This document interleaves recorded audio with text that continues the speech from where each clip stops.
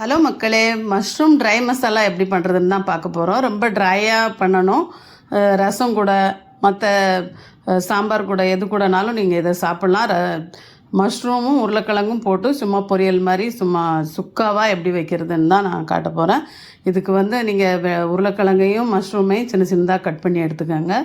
மஷ்ரூமை ரெண்டாக வெட்டிக்கோங்க. உருளைக்கிழங்க ரொம்ப சின்னதாக வெட்டிக்கோங்க.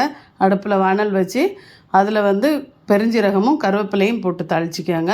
கருவேப்பிலை நல்லா வதங்கி வரட்டும். கருவேப்பிலையும் பெருஞ்சீரகமும் நல்லா ஒரு வாசம் கொடுக்கும். அதுக்காக தான் இதில் உருளைக்கிழங்கு போட்டு நல்லா வதக்கிடுங்க. இதில் வெங்காயம் தக்காளி நீங்கள் எதுவுமே சேர்க்க தேவையில்லை. நார்மலாக சும்மா ட்ரையாக தான் பண்ண போகிறோம். நல்லா வதக்கிட்டு கொஞ்சம் நேரம் மூடி வைங்க. அந்த மஷ்ரூம் சீக்கிரம் வெந்துடும். உருளைக்கிழங்கு அவ்வளோ சீக்கிரம் வேகாது. அதனால் இதை கொஞ்சம் நேரம் மூடி போட்டு சும்மா சின்ன ஒரு மீடியம் ஃப்ளேமில் அதை கொஞ்சம் வேக விட்டுறலாம். லைட்டாக வந்திருக்கும் இந்த டைமுக்கு. இது கூட நம்ம இப்போது மஷ்ரூம் போட்டுடலாம். மஷ்ரூம் கூட நம்ம தேவையான மசாலாலாம் போட்டு மூடி விட்டோன்னா டக்குன்னு ஒரு 10 நிமிஷம் கூட ஆகாது இந்த வேலைக்கு. மஞ்சத்தூள் போட்டுக்கோங்க, மிளகாத்தூள் 1 ஸ்பூன் போட்டுக்கோங்க, மல்லித்தூள் ஒரு 1/2 ஸ்பூன் போட்டுக்கோங்க. அப்புறம் கொஞ்சம் சிக்கன் மசாலா இல்லைனா கரம் மசாலா அது ஒரு ஸ்பூன் போட்டுக்கோங்க. கொஞ்சோண்டு மஞ்சத்தூள் போட்டுக்கோங்க.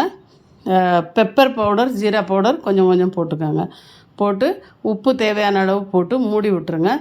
இது எல்லாமே சிம்மில் தான் வேக வைக்கணும். அப்போ தான் நல்லா சாஃப்டாகும் உருளைக்கிழங்கு. ரொம்ப ஃபாஸ்ட்டாக வச்சு வேக வைக்காதீங்க. சிம்மில் வச்சு இப்போ நம்ம ஒரு சொட்டு தண்ணி கூட ஊற்றலை. இது இந்த மஷ்ரூமோட தண்ணியில் தான் வேகுது.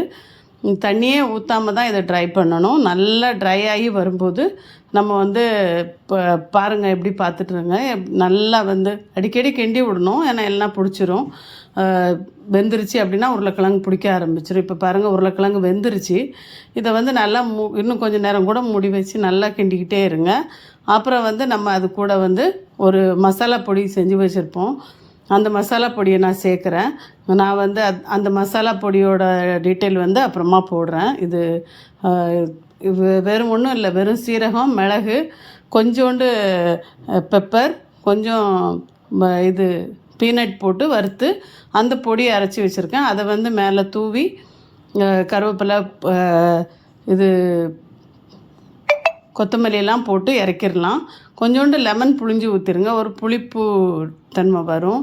பாருங்கள், லெமன் புழிஞ்சு ஊற்றி இறக்கிட்டிங்கன்னா சூப்பரான ட்ரை ஐட்டம் ரெடி. உங்களுக்கு எந்த சாப்பாடு கூடனாலும் சாப்பிட்லாம். ரொம்ப நல்லாயிருக்கும். கண்டிப்பாக செஞ்சு பாருங்கள். தேங்க்யூ.